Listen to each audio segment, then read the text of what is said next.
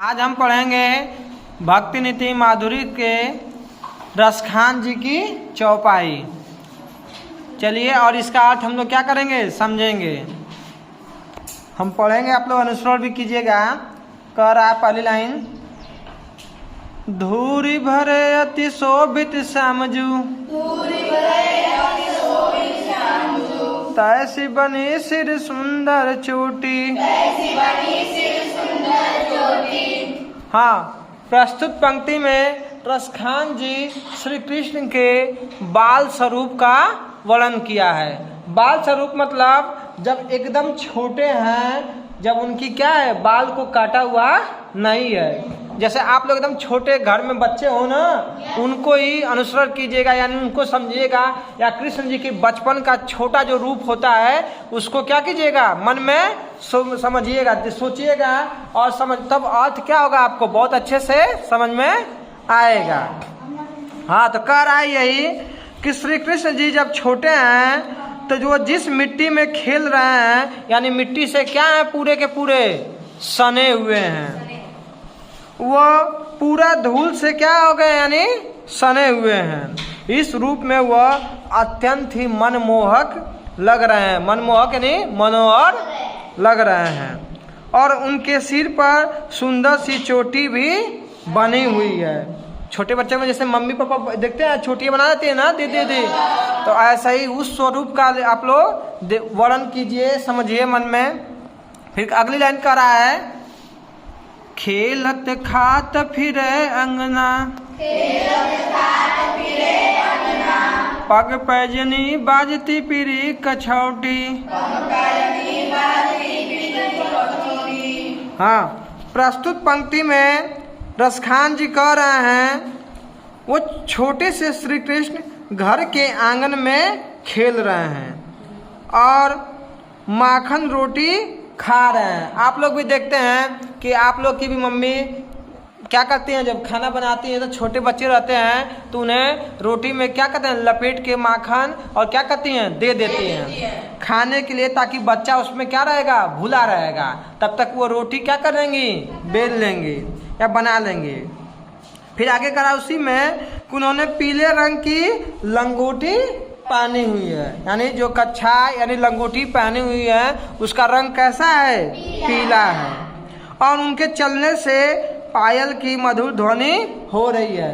पायल छोटे बच्चे को देखते हैं, घुंघरू पहना देते हैं ना लोग, ताकि वो इसलिए ताकि वो मान नहीं होंगे, जहाँ जब दौड़ेंगे चलेंगे तो छन छन बजेगा, तो बच्चे और क्या होते हैं, चलते हैं, ताकि पैर अपना उठा के क्या करते हैं, चलते हैं। फिर कह रहा है, वाह छवि को रस खान बिलोकत, वारत काम कला निज कोटि।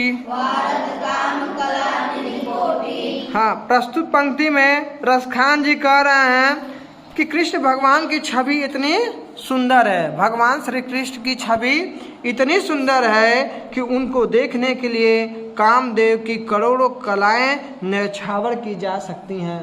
कामदेव के नाम सुने आप लोग, ये देवताओं में सबसे सुंदर हैं, लेकिन उस बाल स्वरूप में श्री कृष्ण भगवान करोड़ों कामदेव के भी सुंदर से भी वो क्या लग रहे हैं, सुंदर लग रहे हैं। सारे के करोड़ों कामदेव की भी सुंदरता क्या उन पे न्यौछावर है। आगे देखिए, अगली पंक्ति में क्या कर रहे हैं, काग्य के भाग्य बड़े सजनी, हरि हाथ सलो गए माखन रोटी।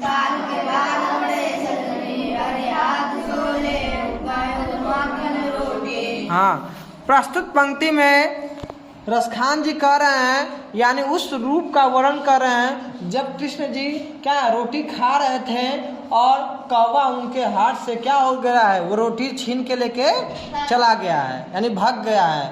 उस रूप का वर्णन कर रहे हैं, तो वही कह रहे हैं कि वह कौवा कितना भाग्यशाली है जो उसे स्वयं भगवान के हाथों का प्रसाद खाने को मिल रहा है।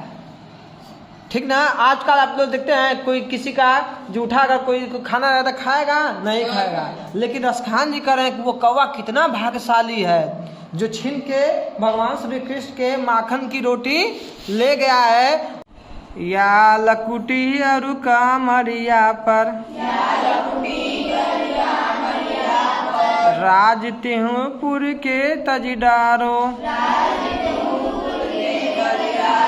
हाँ, प्रस्तुत पंक्ति में रसखान जी कृष्ण जी के उस स्वरूप का वर्णन किया है कि जब कृष्ण भगवान थोड़े से बड़े हो जाते हैं, यानी 10-12 साल के 14 साल के हो जाते हैं, यानी आप लोग जैसे हो जाते हैं कि जब गायों को चराने जाते हैं, जब गायों को चराने जाते हैं तो अपने हाथ में एक क्या है, लाठी लेके और शरीर पे एक कंबल लेके जाते हैं। उसी को कह रहा है या लकुटी अरु कामरिया पर, यानी कृष्ण भगवान जिस लाठी और कंबल को लेकर गायों को चराने जाते थे।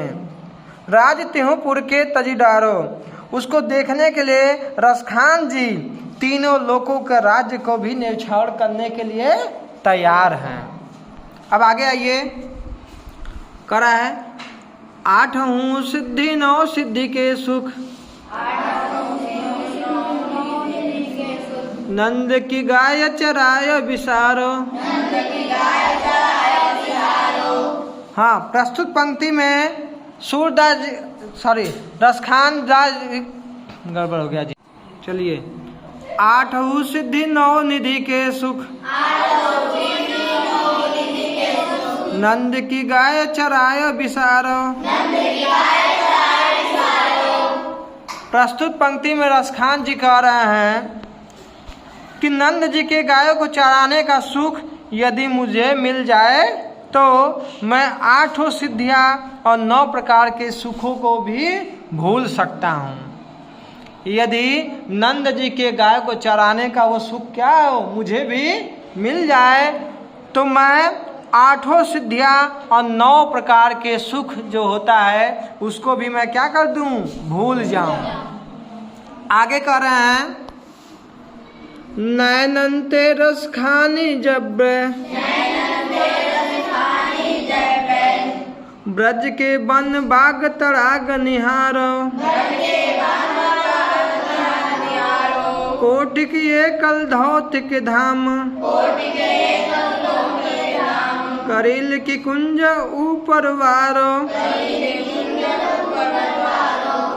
प्रस्तुत पंक्ति में रसखान जी कह रहे हैं कि जब से अपनी आंखों से ब्रज के वन बाग और तालाब को देखा है, जब से अपनी आंखों से ब्रज का क्या वन मतलब जंगल यानी बगीचा, ठीक ना, बाग और तालाब को देखा है, यहाँ तक कि जो ब्रज में करील की कांटेदार झाड़ियाँ हैं उनके बीच रहने के लिए करोड़ों के सोने के महल न्यौछावर कर सकता हूँ।